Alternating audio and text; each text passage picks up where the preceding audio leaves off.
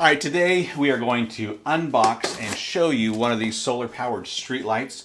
And the reason I'm doing it this way is because oftentimes when people open these, it can be pretty intimidating. I remember the first one I ever opened, I thought, how in the world am I going to put this together and get it installed?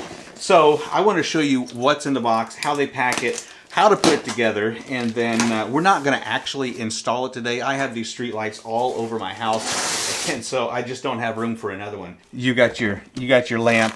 You got a remote control, you got a bag of expansion bolts, you got a bag of mounting bolts, you got some more screws right here, and you got another remote control. You've also got a mounting pole. And so it does look a little bit intimidating today, not knowing what to do or where to start.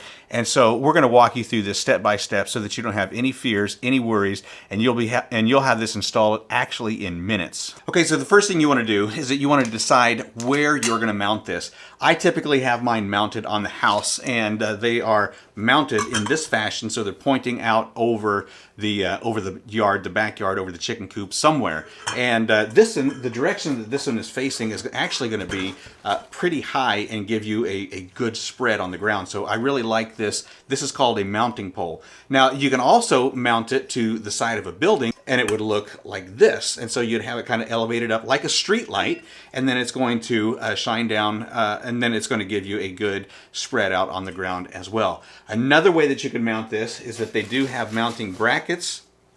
And those mounting brackets is going to go around a pole or a post, and it's going to look like that. So you can mount it on a rooftop, you can mount it on the side of a building, or you can mount it to maybe a flagpole or a post like this. Remember that the solar panel needs to be facing south-southwest. So that's going to go into your decision as to where you want to mount it. Now during the summertime, it's not going to make a big difference because the sun is shining so many hours throughout the day that it's going to get charged up throughout the day. But wintertime, it's going to be a struggle if you're facing north to have this on too long after dark. The second thing we want to do is get our mounting post into the base of the light. So they give you a square mounting bracket, and then they also give you your post bracket, and that is just going to go right over your mounting post.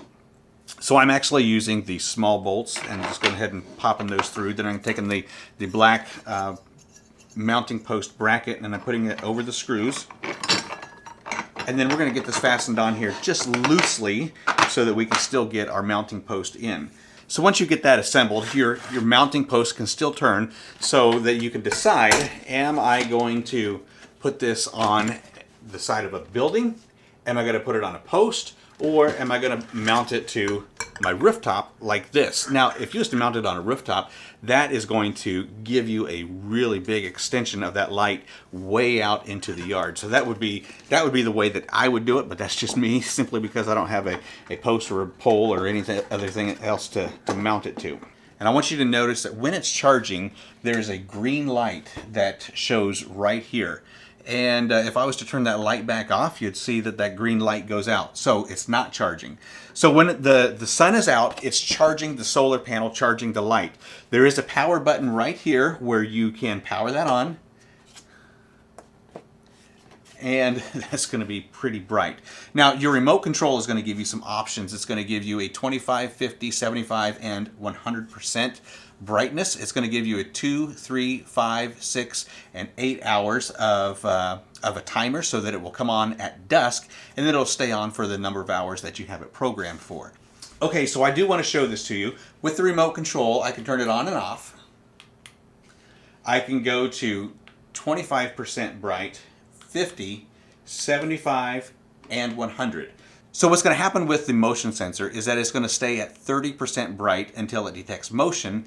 Then it's going to go to 100% bright, and it's going to stay 100% bright for 20 seconds. You see how it just dimmed down, and now it's at 30%. Now if I move again, it's going to go to 100%. So that's a really nice feature to have, especially if you don't feel like you need to have that 100% bright all night long. When I do install them on my roof, I do use a 2.5 inch galvanized self-threading bolt that goes through my roof, and then I also use some Lexil, which is a sealant so that I don't have any leaks in my attic. Do I recommend these street lights? Absolutely. I think that you need to have the security around your house in your parking lot or wherever you may be installing these. They are super nice, and I think that everybody needs to have at least one.